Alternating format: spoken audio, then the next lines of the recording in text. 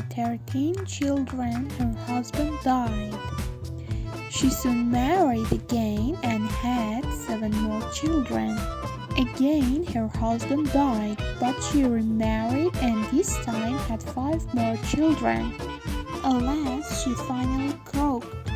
Standing before her coffin, the preacher prayed to the Lord above, thanking him for this loving woman who fulfilled his commandments to go forth and multiply. In this final eulogy, he notes, "Thank you, Lord, we are finally together." Leaning over to his neighbor, one mourner asked, "Do you think he means her first, second, or third husband?" The other mourner then replied, "I think he means her last." There were 3 nurses in a morgue.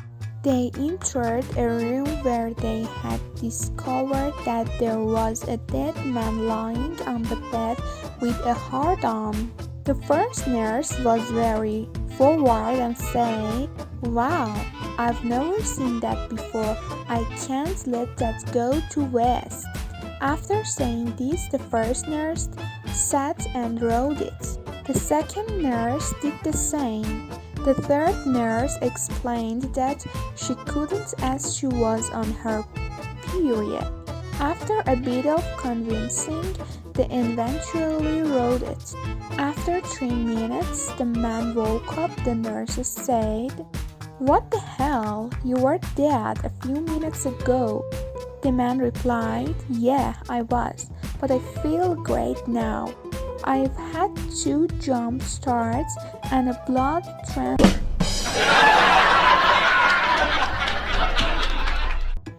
Little Johnny comes into school one morning wearing a brand new watch. His best friend, little Benny, wants to know where the watch is from, so Johnny tells his story. "I was coming from the bathroom to my bedroom when I heard a strange noise from my parents' bedroom. I walked in and saw them bouncing up and down. That's say, I could have anything I wanted as long as I didn't tell the family. I asked for a new watch and here it is." Benny decides he wants one too. So night after night he listens outside his parents' bedroom for any strange noises and sure enough, eventually he hears some banging and groaning from the other side of the door. He walks in and catches his parents in the act, so his dad offers him anything he wants to keep quiet about the whole affair. Benny immediately says, "I want a watch." The dad sighs and says, "Alright, but go and stand in the corner and don't." Old man Mr. Goldstein was living the last of his life in a nursing home. One day he appeared to be very sad and depressed. Nurse Lisa asked if there was anything wrong. "Yes, Nurse Lisa," said Mr. Goldstein. "My private parts died today and I'm very sad." Knowing her patients were forgetful and sometimes a little crazy, she replied, "Oh, I'm so sorry, Mr. Goldstein. Please accept my condolences." The following day, Mr. Goldstein was walking down the hall with his private parts hanging out of his pajamas when he met Nurse Lisa. "Mr. Goldstein," she said, "you shouldn't be walking down the hall like that. Please put your private parts back inside your pajamas." "But Nurse Lisa," replied Mr. Goldstein, "I told you yesterday that my private part died." "Yes, you did tell me that, but why are they hanging out of your pajamas?" asked Nurse Lisa. Well, he replied, there are three women who always hang their laundry out in the back garden.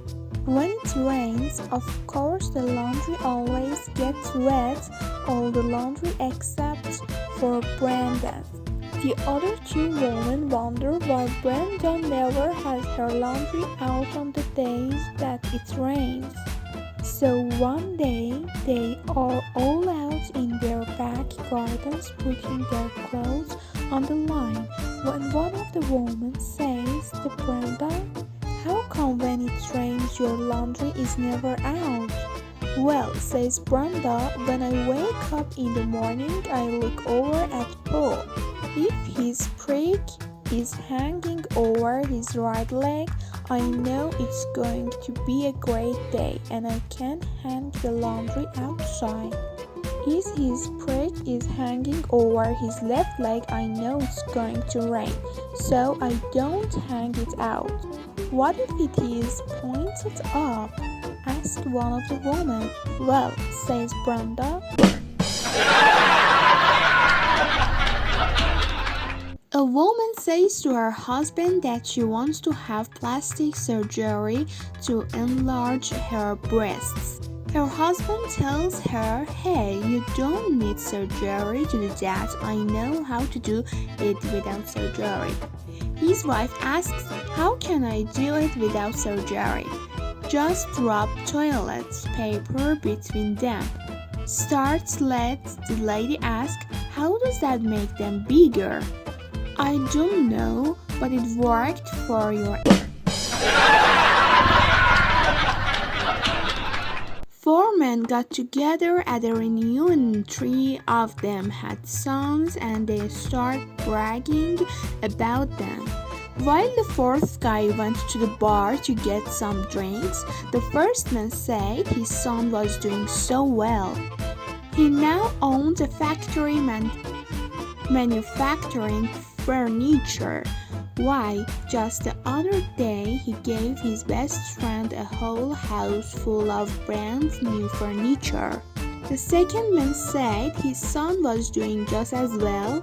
He was a manager at a car sales firm. Why, just the other day he gave his best friend a Ferrari. The third man said his was doing well too. He was a manager at a bank. Why, just the other day he gave his best friend the money to buy a house.